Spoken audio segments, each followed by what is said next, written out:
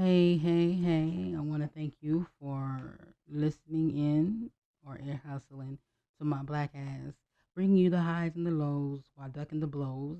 This is Off on Mondays, a podcast where we talk something about nothing because nothing is always in somebody's business. I'm your host, C. Nicole, the Loch Ness Beauty, and if you are under the age of 18, this show is not for you, boo. So don't sue me because I told you. If you don't know, now you know. Baby.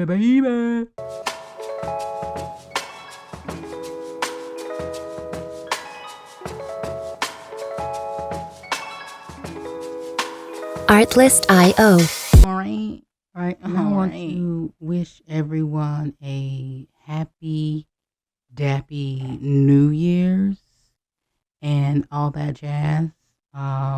We made it. That's the only thing that we should be happy about, that we made it. I don't know, we should be happy living in the world that we live in now with everybody canceling everybody and getting everybody sick. But that's just my opinion. Go figure. Uh, I do have something I want to talk about today. No, so here on Awful Mondays, it's the podcast that talks something about nothing, right? Or nothing about something, whatever you want to put it. Today, though, I was digging in my Webpedia or whatever. I was just doing me some searching, some Google searching, and putting some fishes in a hat, right?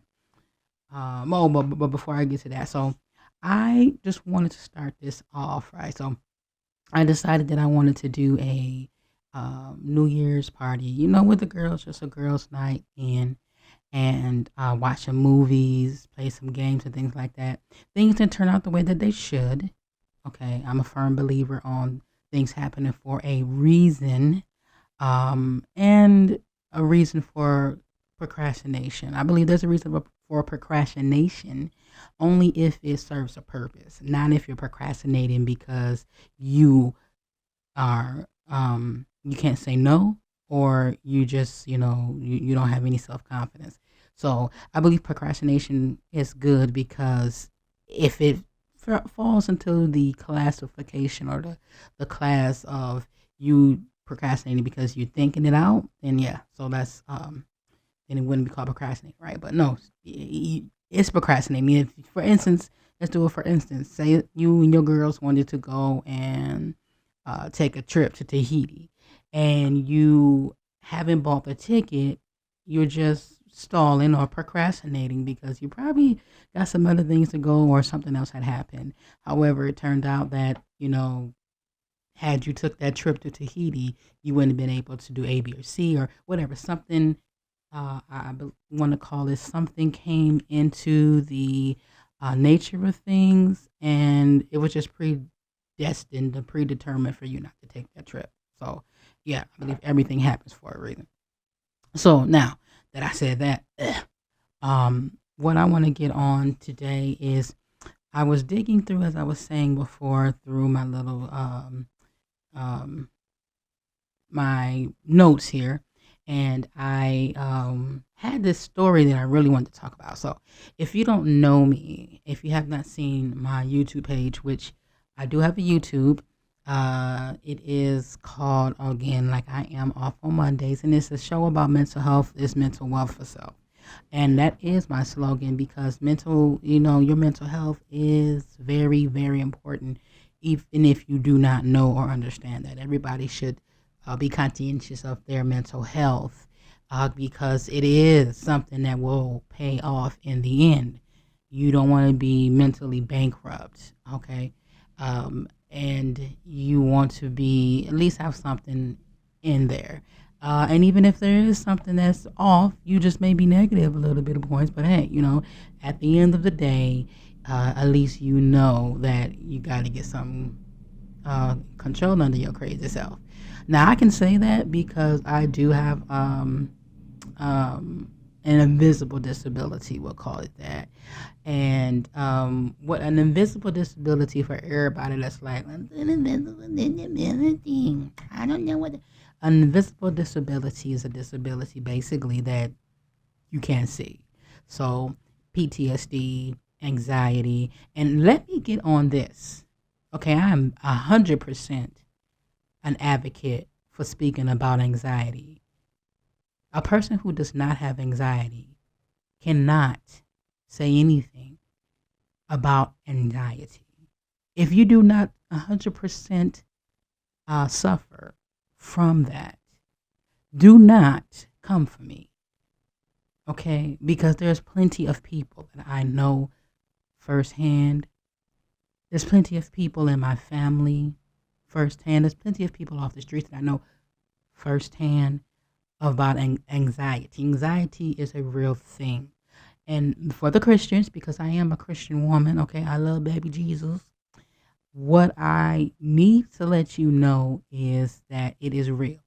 There is medications. There are things that maybe they didn't have a name for back in the day, but they do now.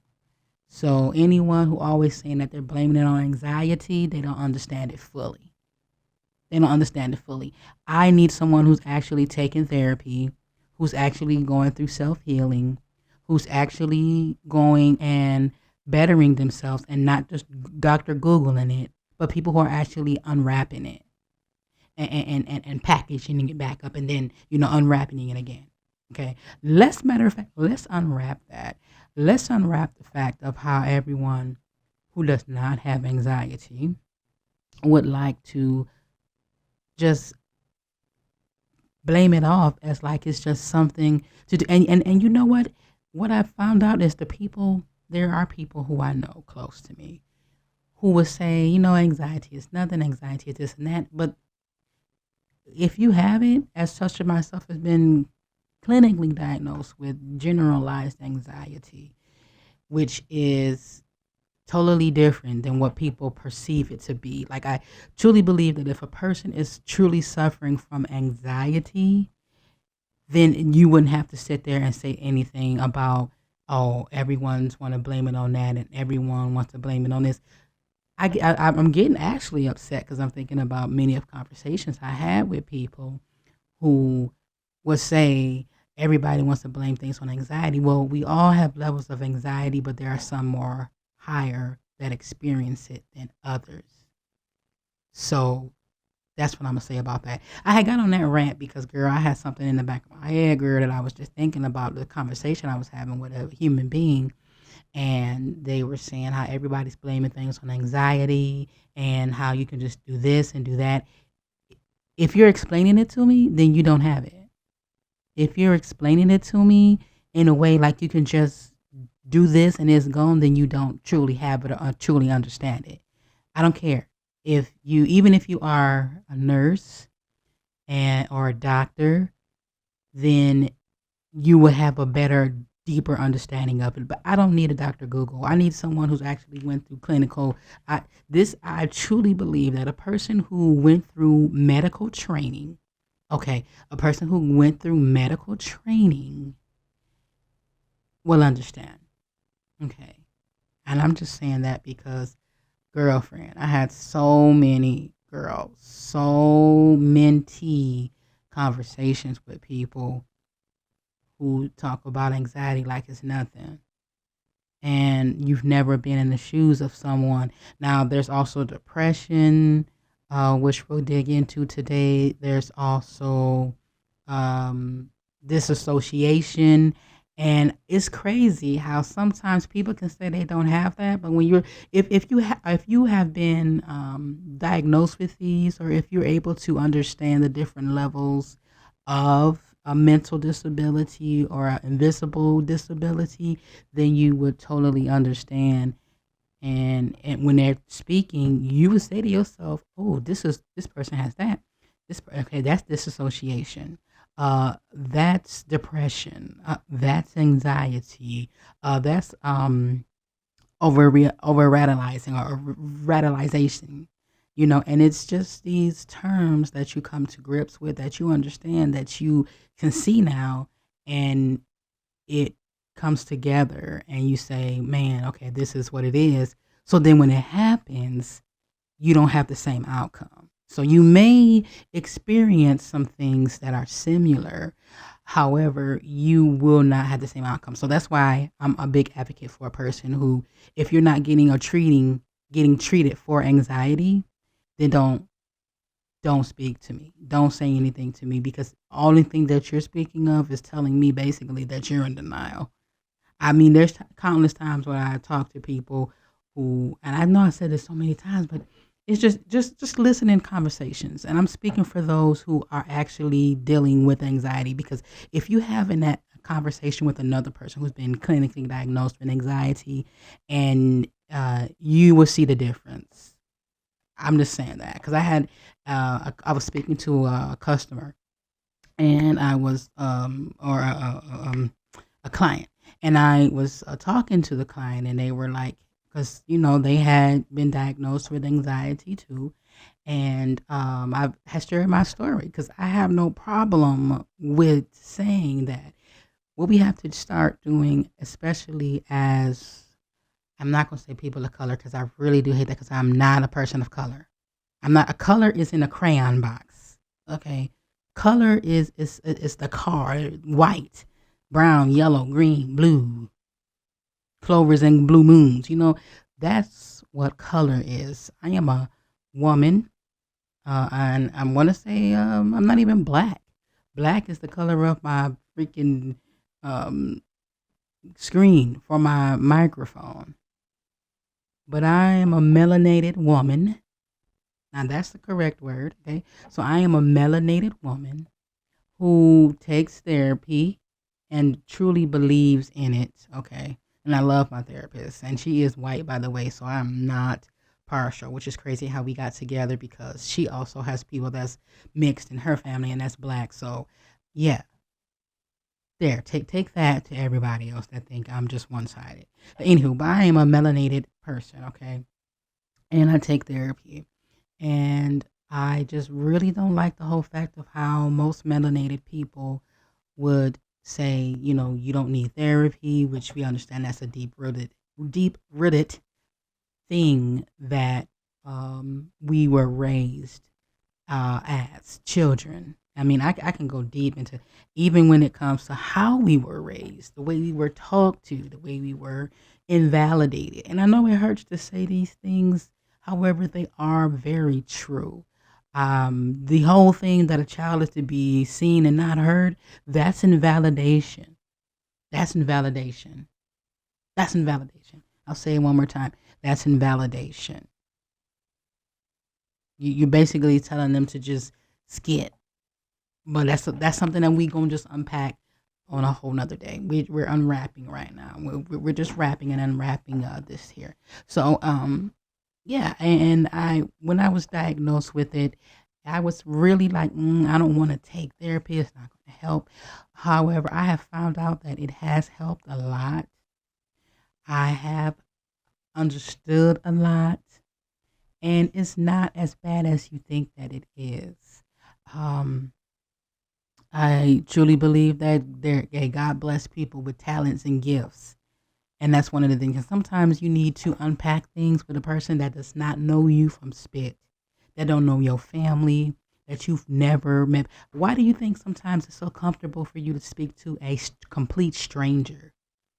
Especially, and don't say you haven't, because we've all been there when we had a drunk moment and we start talking to somebody, whether we be at a bar or at a social gathering, whatever it may be. It's been a time when you sat and you talked to a complete stranger and you told them your whole life story.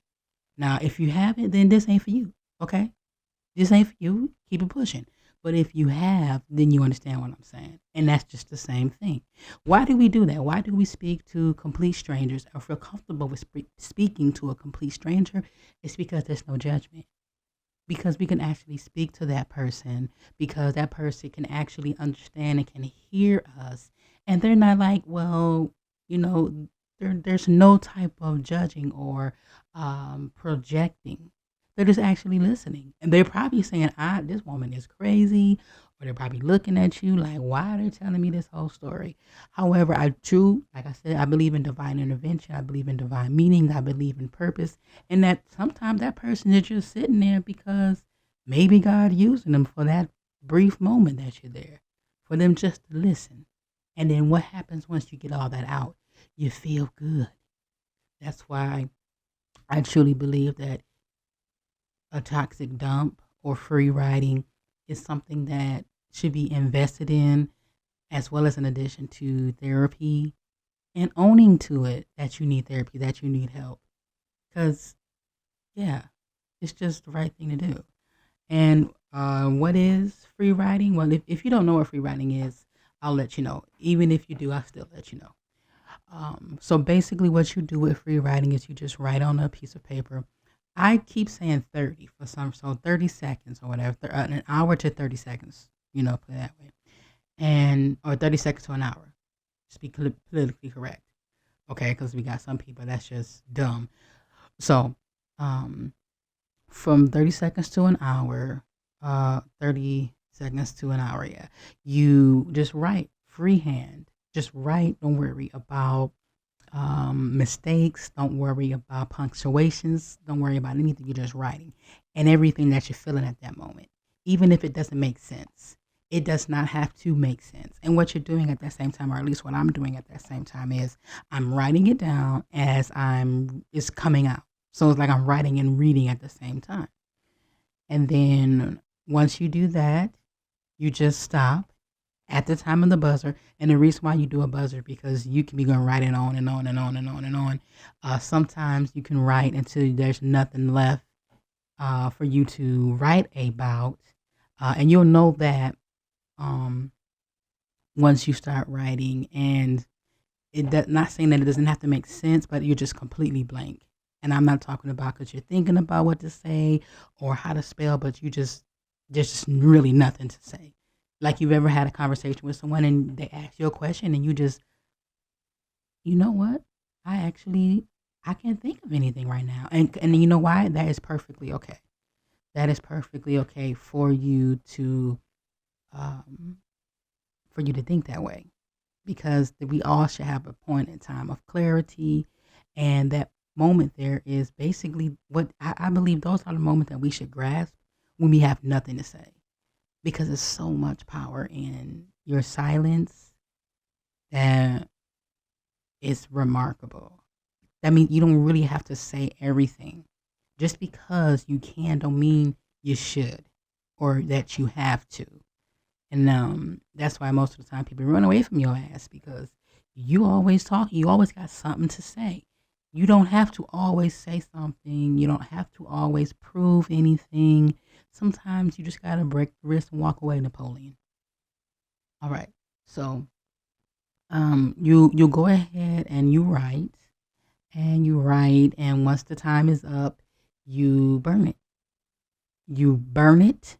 Don't throw it away. Don't ball it up. Don't put it in the trash. You burn it all. Burn it. And that's it. And then you go on about your day. Now, that's similar to what I did if I didn't explain it in the beginning, because my memory is jacked. So that's what I did for New Year's, was that I did my toxic dump, my free writing, and then I wrote what I am holding myself accountable to for this year. Not a New Year's resolution, because there's nothing that needs to be resolved. Okay? Nothing that needs to be resolved at all. I'm writing down what needed to happen that didn't happen. Okay? Because to me, New Year's resolutions it's just ridiculous to me, if you ask me. So I don't do New Year's resolutions. I just make improvements.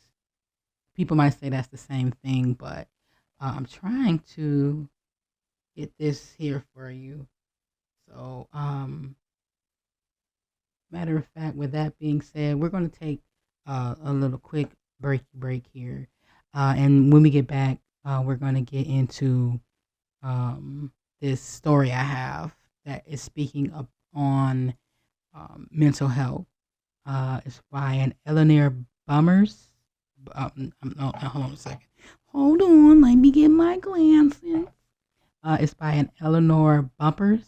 Okay, and yeah, it's a pretty wonderful story, actually.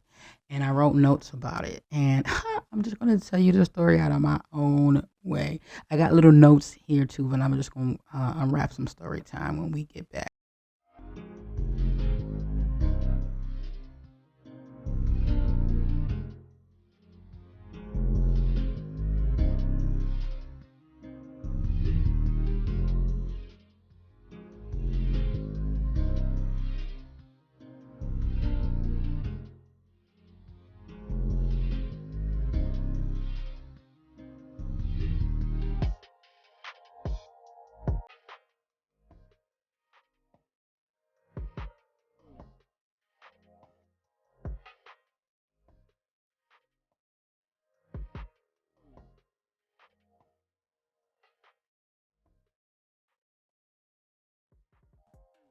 All right. So I am back here, and I was, to be honest, I had to go look up to see what the resolution was, and it's basically, and this is the definition, a firm decision to do something. And the thing about it is, it's a firm decision to do something. Well, no, I'm holding myself accountable to do these things because I did that before. I made resolutions and I didn't stick to them. And I didn't hold myself accountable.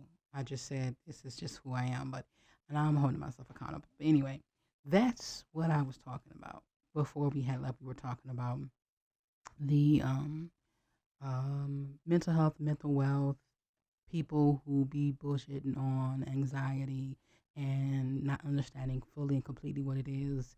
And that if you have not been diagnosed with anxiety of any form or shape, then you need to keep your black ass up out of it because that is not for you, regardless if you worked in the field or not. And when I say work in the field, I'm not speaking of anything clinical. I'm talking about, or I'm talking about people who have doctorals.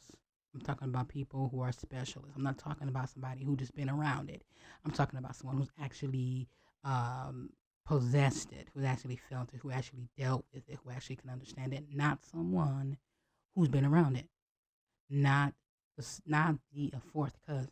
Okay, I'm talking about first cousin. All right, I'm talking about the the sister from your mama, not the sister from your daddy. You understand what I'm saying? If you get it, no need to explain it.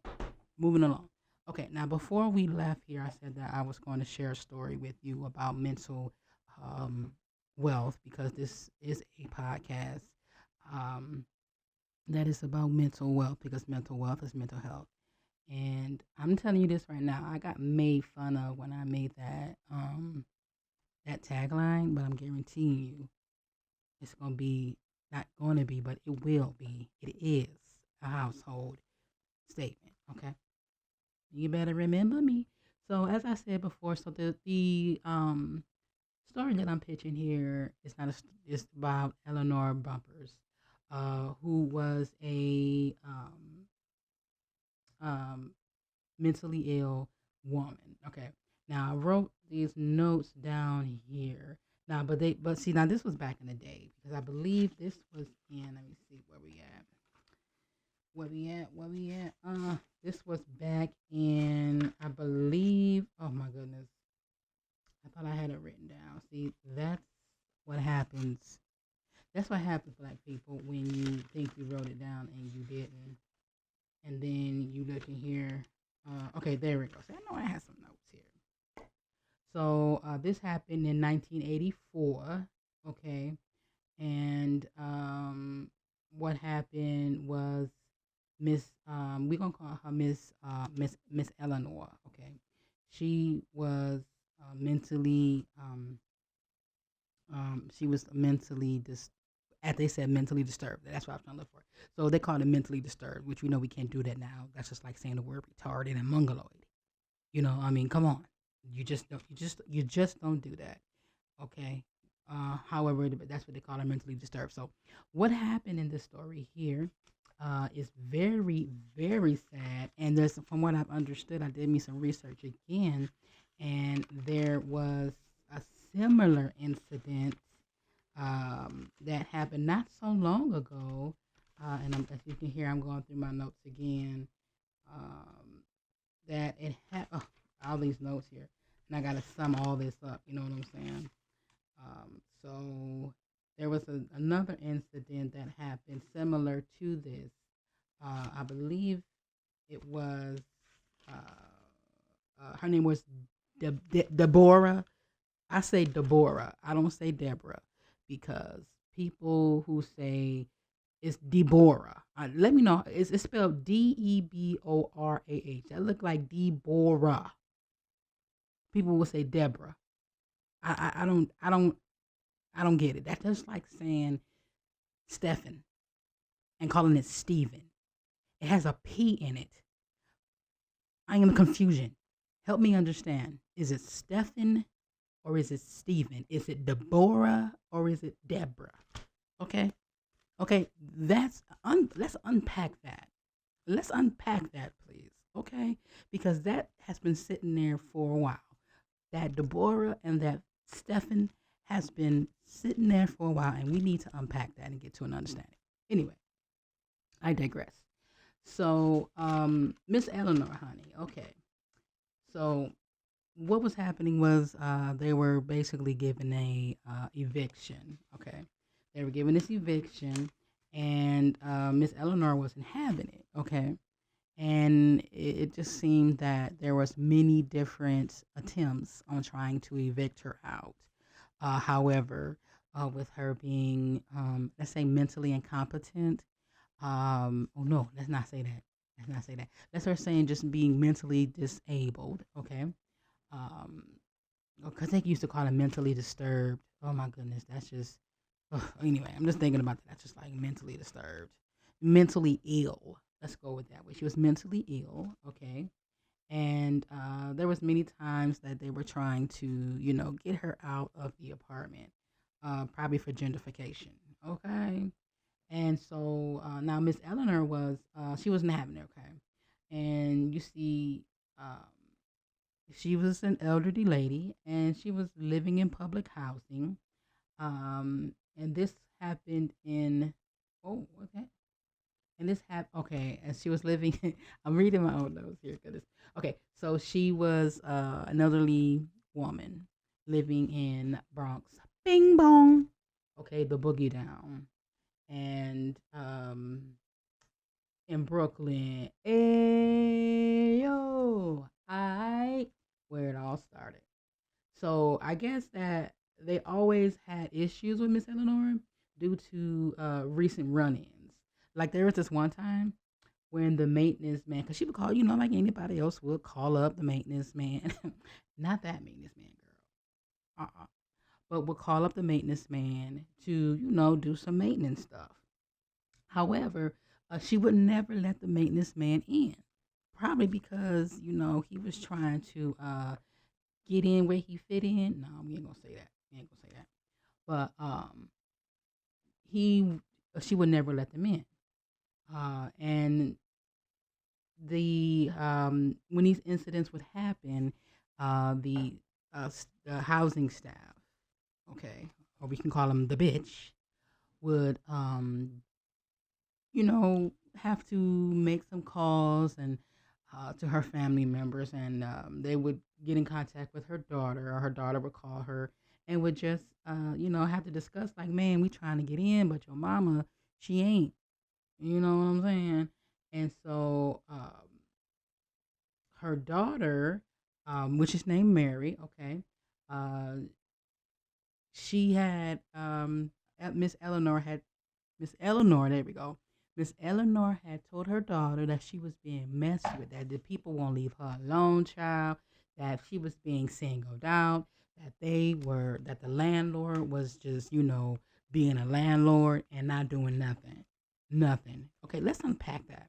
How many of you understand that? Because let's really unpack that. I stay in a studio apartment. I love my studio apartment. I really do. Okay. And the reason why I love it is because where it's at is in the location and it's close and nearby everything. Okay. Regardless of where it's at. The last thing I want to hear is somebody, okay, that's just like people calling Chicago rough, which Chicago is rough. Minnesota is rough. Milwaukee is rough. LA is rough. Every area has their rough parts. We just don't hear about it. I'm just tired of people saying that, oh, stuff is getting bad. It's been bad. You just haven't, heard about it. I had to bring that up though because, like I say, I be having conversation with people who always got something to say about stuff getting bad. Stuff ain't getting bad. It's been bad. You're just not paying attention. You're just not noticing about it, or you ain't got nothing to do, and you always got a CB on. Come on, turn on the CB. I guarantee you, as we speaking right now, somebody is, and this might be a trigger warning, trigger warning, trigger warning, trigger warning.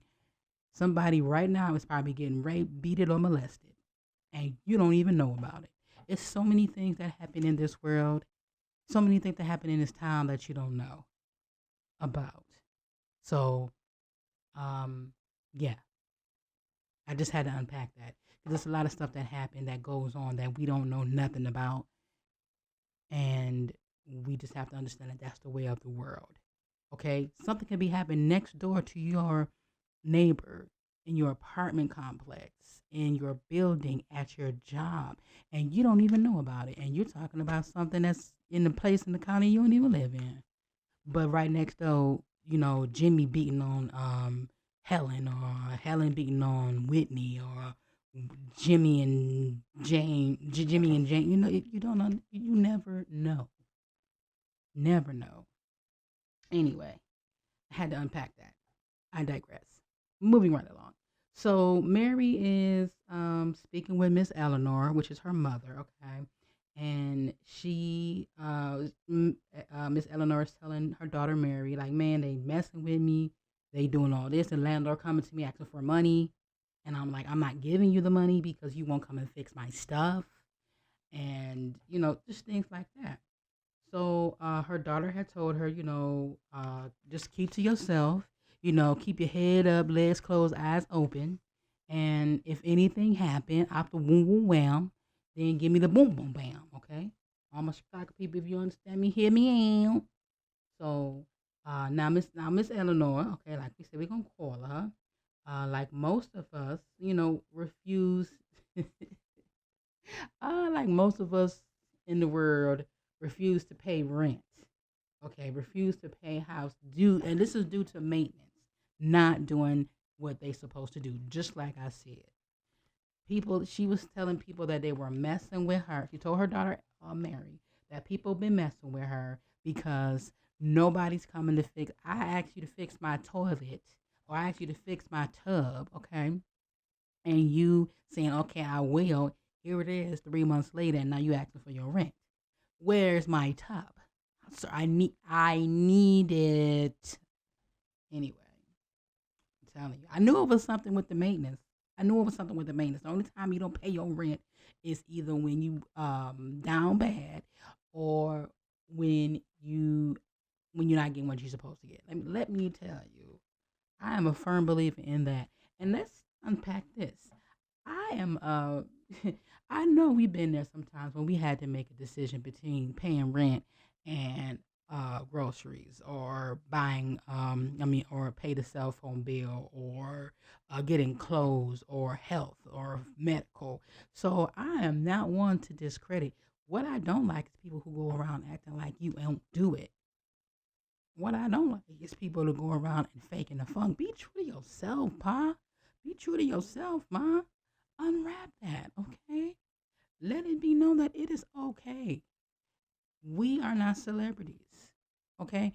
Everybody is not meant to be a celebrity, just like everybody's not meant to be a boss. Because if everybody was a boss, no work will ever get done. Do you understand that? It got to be somebody in the background. And then once they die, they can be a boss. So everybody has their turn that they'll take eventually. So let's seriously, like, I really have no issue and no problem being upfront. I ain't got it. I don't have money. I don't have the money to lend. Okay, I do not lend because I don't have the money to lend. You know what? I can't do it today. I can't go out, girl. As much as I want to go out and get me some Starbucks, I can't.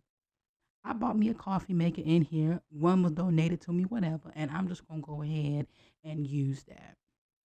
I just had to unpack that because it was just on my spirit heavily. And most of us is living way above our means to appease those that don't even like us in the first place. Don't even like us in the first place. And the people that really do like you, that really do admire you, be the ones that maybe late on their phone bill, maybe late on their house note or mortgage or rent. What I'm basically saying is the people who you actually need to have in your corner are the ones that you pushing out the door. And the one that you got in your corner is taking up space. Moving right along, because I digress, okay? So anyway, so Miss Eleanor would tell the housing authority manager that, people was coming through the walls, child, and through the floors, and they had ripped off, and had ripped her off. And, the maintenance woman is probably like, girl, code 19, code 19, all right? And so all this is going on, right? And so now Miss Eleanor is just, at a loss here. The housing lady is probably looking like, you got the right one, all right, okay.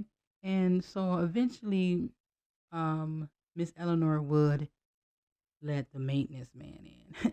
Not that maintenance man. Oh, it's so. I'm sorry. I seen it and I was just gonna roll with it, okay. But sometimes we gotta let that maintenance man in, child. Okay. Anyway, I digress. Oop, take a sip of water. So when Miss Eleanor would let the landlord would let the maintenance person in, child, they would find nothing wrong. Okay, they wouldn't find nothing wrong. However, they would find like her what can we say? Because you may be at a moment where you're digesting. They would find excrements, okay, and cans all in the bathroom. And Miss Eleanor would just blame that on the would blame that on, and I quote, Reagan and his people. I am not making this up. I am not making this up at all. Okay. Wiki.com. So on wiki.org. So yeah. Whoo, that is something else. Could you imagine? Could you imagine you being a maintenance person and you going in? First of all, ain't nothing broke. Okay. Ain't nothing broke. But then you go in the bathroom and you see, yeah. So, and if that was in there, I could just imagine the flavor of the day. Let's just say it like that, okay? Okay, I digress. Moving on. So, she was seeking a psychiatrist, okay? It wasn't a good one, okay? It wasn't a very good one, I can say that. And we're going to unpack this too. We're going to unpack this. So, she was not seeing a good psychiatrist, and this is just me unpacking because, I mean, why is she there? And who was checking up on her? Okay. Where's her family at this time? But I know people, because I have a lady who is in my complex, and her family comes over and stuff. And I think she's just a little. I'm not gonna say too much, but she is taken care of. But she, may be off of her meds at point of time. But and don't judge her, because I know there's been a couple of people who've been off their meds. And let's unwrap this. People who are taking medication.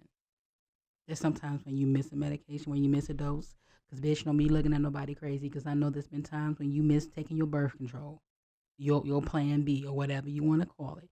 So don't be coming for nobody. He who has sinned cast the first stone. And okay, so you better put those rocks down, Dennis, the menace. Anyway, just going right along. But yeah, there are some times when you may not take your meds. I know I am one. And it's sometimes just because you're a human being. Sometimes you're just lazy. Let's be real, okay? And if you're not, you need to unpack that. You need to unpack that. Mm. Moving right along. So, um, what is I'm reading here because I can't believe this. So the psychiatrist had called her, psychotic, and since she had a psychotic episode, and wasn't able to manage her, or was she and needed to be hospitalized. However, they didn't for some strange, odd reason. They didn't hospitalize her, and so what better else to do but come and evict her off the apartment building? Social workers. Okay, so now the eviction's happening. Okay, now we're gonna go through some dates here, and this is where it gets real messed up.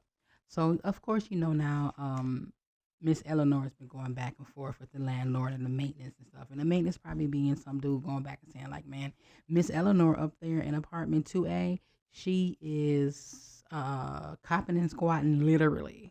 Okay, literally. Okay, literally. But if you think about that, check this out though.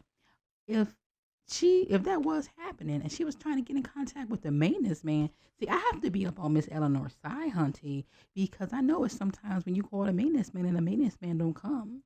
And then when he do come, it's at an inconvenient time. Am I supposed to sit here and wait for you now? Because I did it the first time. I sat here and I waited all day for you to come. You did not come. I canceled my appointments for you to not come and show up. And then when I say that, when you tell me that you're going to come, you come when I left, and it's my fault. We're gonna need to unpack that. We're gonna need to unpack. No. We're gonna unwrap that. We're gonna unwrap that. Okay, because what you showed me is that you do not deserve me to wait on you. It's just like the phone people, the cable people, or whatever.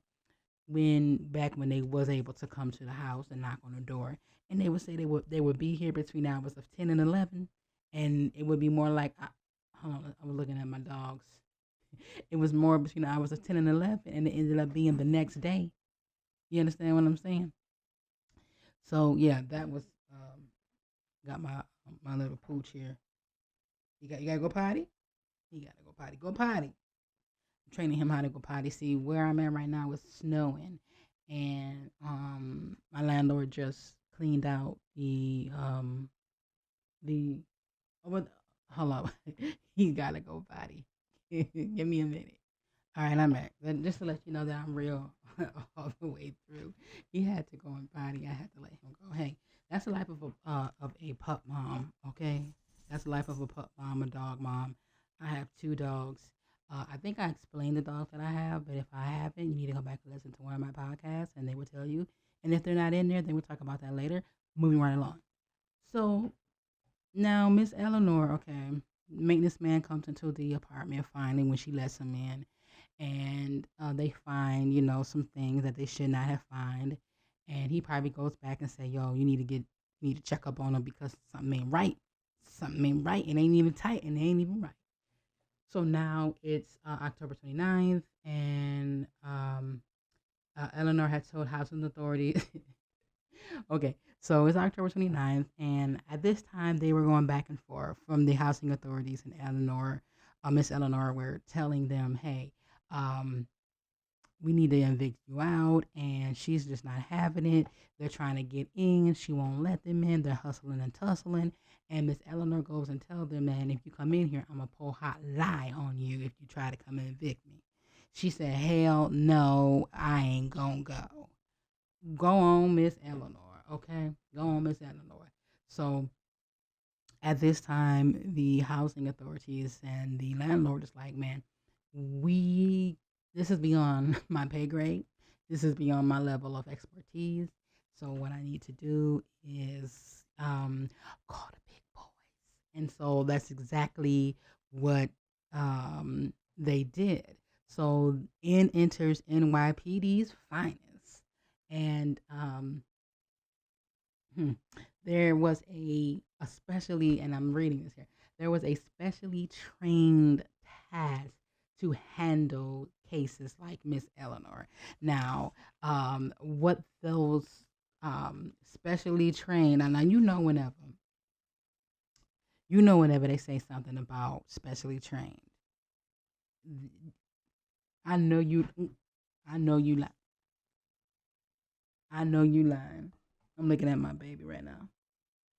He just so handsome. And so, anyway, um, so the specially trained new NYPD force that handles mentally disturbed, and this is what they call them. There was a task force that handled mentally disturbed people or quote unquote cases like Miss Eleanor to help them out. Okay, so in comes in the NYPD. However, they couldn't get her getting her to open the door. Okay, they couldn't get her. She was because she done told the people that she was gonna pour a hot lie on them. And when they went in there, all geared up and everything else, ready to go, to come and convict this elderly woman.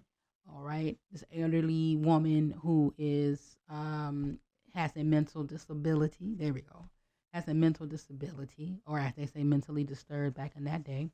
It's mentally disturbed that they were saying. They can't get her to open the door. So what do? They drill out the lock. Okay. And what do they see?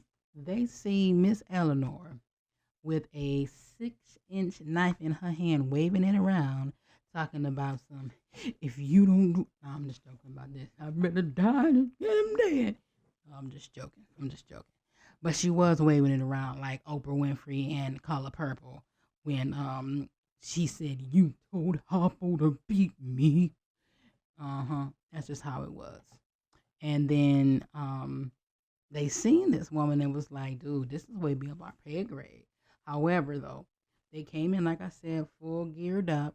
And you know how they had you got to go to the bathroom too? I got two of them. So they was all geared up, right? And they knocked the door down with probably one of those big old beam thing, the big beam where they just, 1, 2, 3. And before they can say 3, they knock it down and shoot everybody because that's what they do. No, I'm just joking. I digress. Keep going. So they did knock down the door, okay, and they had the Y-shaped bar. You know the Y-shaped cattle bar, I call it. We try to subdue an animal. They have that, and so what the Y-shaped bar does is it subdues them where they pin them against the wall, okay, and they just get it around their neck. However, girl, like I tell you, girl, Miss Eleanor was not having it. She was with the shits that day. She broke loose. Okay, she broke loose of it. She gave no fucks that day, and she said, "I am not paying. Not only am I not paying my rent, but you are not coming to evict me, and I'm a slice and dice your ass." So, in steps in Deputy Dickhead, or I'm sorry, Stephen, and see what I'm saying? Stephen. Stephen. His name is Stephen. Stephen steps in. Stephen Sullivan steps in, and he, is the guy that is going to save the day, right? So they can't subdue this woman here, right? From what they're saying, that she's a heavy set woman. She's about 300 pounds, okay, and she's wielding this big 6-inch knife, okay. So what do they do after they couldn't get her down with the Y-shaped pole? What do? Stephen, okay, Stephen comes through and pops 2 slugs in Miss Eleanor. Yeah, popped 2 slugs, Eleanor, hitting her hand, okay, and 9 to the chest. With 9 of those slugs went to the chest. So it was a shotgun. And if you understand how a shotgun works, it's basically pellets. So when you shoot it, it's not just one gun. It's actually it's a disperse of bullets. And so those dispersive bullets went into her chest. Okay. So that was the end of Miss Eleanor. Yeah. So the first shot, it went and shot her hand off. Okay. And that didn't stop her at all. She was still like, "Who run it? Who run it?" And yeah, they were like, "Damn, this bitch won't go down. So let's go ahead and slug her in the chest." And that slug to the chest was the fatal last shooting that resulted in her death. Now, at that time, the special unit was called EPP, which is for emotionally disturbed people. Okay, but they changed it to something else later on in life, and they um, was able to get her down that way by shooting her. Now, most people would say that that was just injustice, that they did not have to shoot her like that. And let me tell you, when I had to stop reading because I went in to the, all right, so I am back. And I had to take the doggies out for a lunch break. Anyway, I trying to see where I left off at. So, anywho, so as I was saying, that the new special unit was called the EPP, which was at that time named emotional disturbed people, and now it's called mentally health care or something like that. It's called something different, and um, so they after this had happened, most people believed that it was a very unruly way of handling it, and that there should be a different approach. There should be a different approach when it comes to dealing with people who are mentally or having a psychotic break, okay, or just getting nothing while they bucking. So and she was nooking. She was naked too, very naked. So anywho, after all this happens, of course, the family finds out, people in the neighborhood finds out, and they're kind of distraught about it. Okay, now I was going through all this, and they went back and forth, back and forth, back and forth through court. Okay, and it took them maybe, I think it was 2 years after her death for her to for the family to settle. See, the family had to settle. Okay, um, he well the officer Stephen, okay, was eventually charged with second degree murder. Okay, how and the family was they filed a lawsuit for, what was it, $20,000, and you would say justice was served, but it was not, because looking deeper into my notes, it says that and this was February, this was August 4th of 87. Now, remember in the beginning, I think I said this happened in what time? When did this happen? Hold on, let me go back. So this all happened in 1984.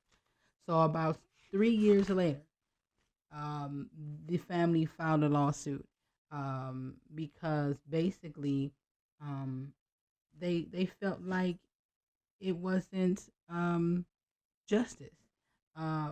Even the plastic surgeon had came in and said that um, that I'm sorry, I'm just reading my notes here. So he basically had people backing him up, like Cardi B, okay, and they were backing him up, and it was said that the plastic surgeon said that um, even with the hand being blown off, basically, she still could have, stuck him with the knife. And basically, what he was saying was that he was all right, justified to shoot and kill this woman with a shotgun, bro. A shotgun, a shotgun. You pull out a pump action shotgun. Okay, you shoot her. You shot the hand off first. Why didn't you just go for the other hand? Okay, why didn't you just go for the leg? you know, but I guess, there's shoot to kill, okay? And what's the messed up part about it? The messed up part about all of this was that he was acquitted. Like a judge did not find Stephen Sullivan guilty. He was convicted, but then it was later dropped because basically it wasn't enough evidence. It wasn't any proof. It wasn't, it, yeah, it was real like that. And when I heard that, I was like, hold on a minute, wait a minute, what? He did not get he did not get any time, and if it was time served. That he did not get any type of just a slap on the wrist. And it just started me to think of and this was in 80, well, like I said, 84. This was in 84 when this was going on. And not to say that things just started happening with the police. However, but we as melanin people have been dealing with social injustice for such a long time. And I'm not really a big person to go back and forth or play the race card. However, in this case here, when you think of things and how they would be handled differently, it was back and forth with them saying, well, they didn't know how to really handle it. They went in with their eyes blind. And it's always the case of someone going in with their eyes closed and not fully understanding or being capable to handle the ordeal that they're going into. And my whole question is, you should be trained to handle any type of situation.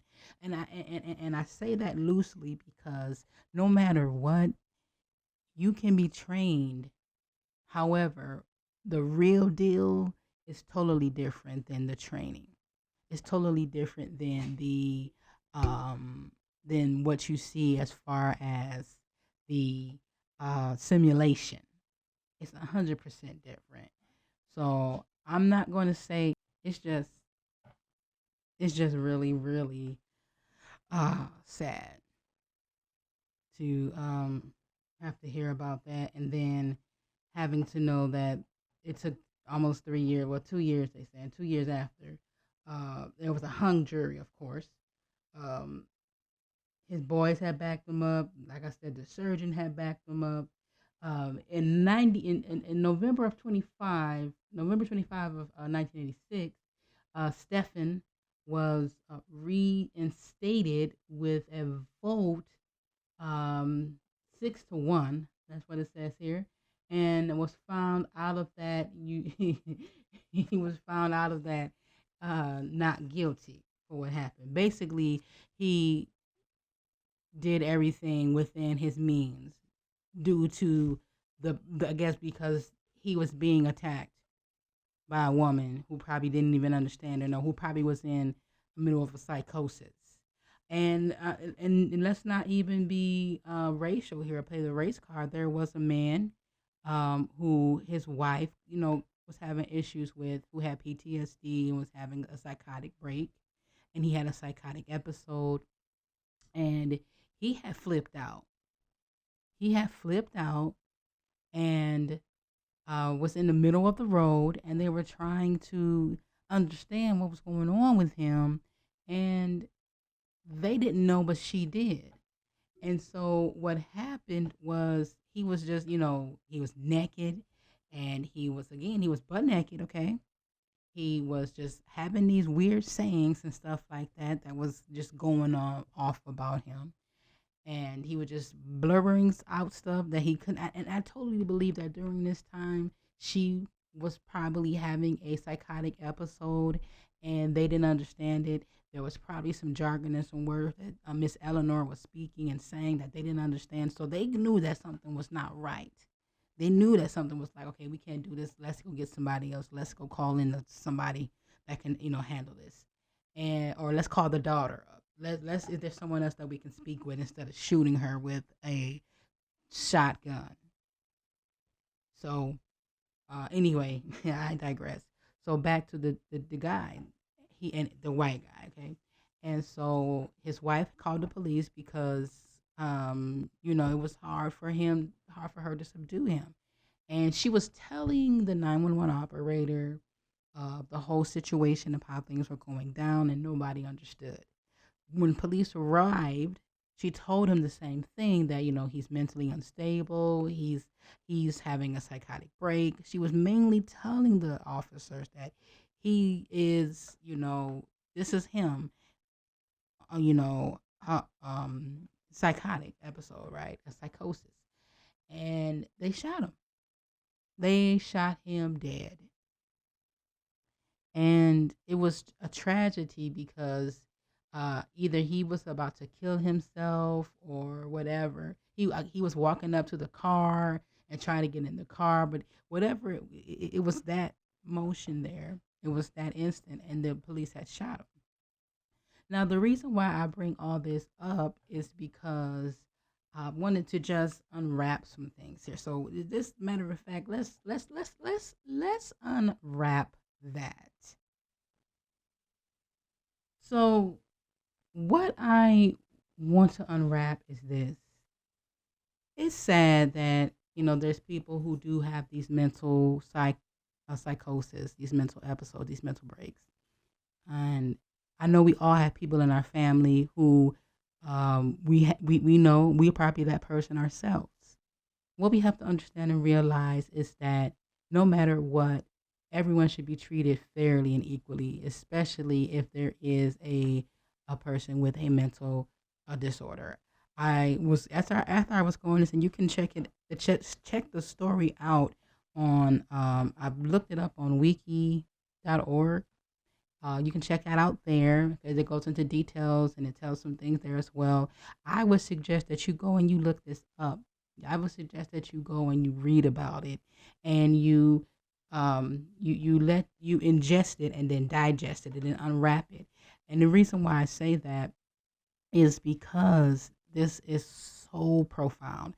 This is so necessary to have an understanding, to know what mental health and why mental health is mental wealth. Had someone been there, it would have been a totally different outcome. And then in the end, the social workers was even charged too, as they always are, because they did not give her the proper help that she could have received. Wasn't nobody doing their job, basically. So the system failed Miss the system failed Miss Miss the system failed the system had failed Miss Eleanor Bumpers. And and it's just sad. It's just really sad that it had happened that way. Um, I just my prayers and my heart goes out, even though this happened so long ago. Reading about it, you can not do anything but think about the parents, think about the family, rather think about the family and things like that. And then with another one that happened not too long ago, which was in 2016, the same thing happened to a Deborah Danner, and the same thing, the same issue. And when this happened, everybody was thinking about Miss Eleanor Bumpers, and they were saying to themselves, "This is strictly similar." It was the same thing, and you can read about that too. I will go into that, but we are just unwrapping right this here, and I am over my time. However, I just wanted to have that unwrapped section because it just has to be known and it has to be out there that mental health is mental wealth for self.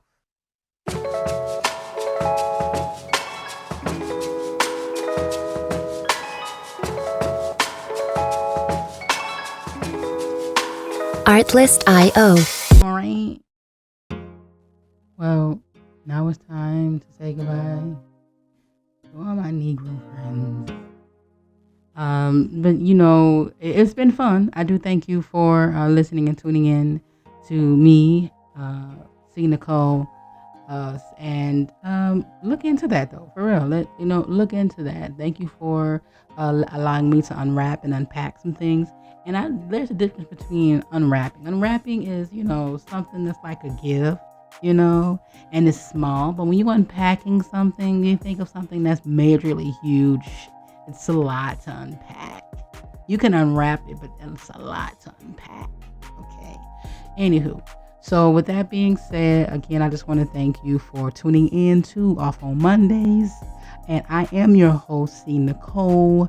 And thank you for listening and giving me that time to bond with you.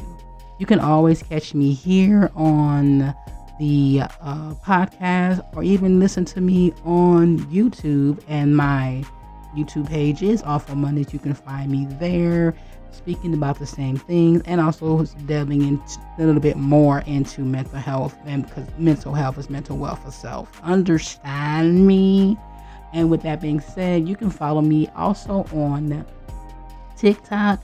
You can also buy me a coffee if you like, and that would help me to give you more of what I am presenting, and also help boost this show.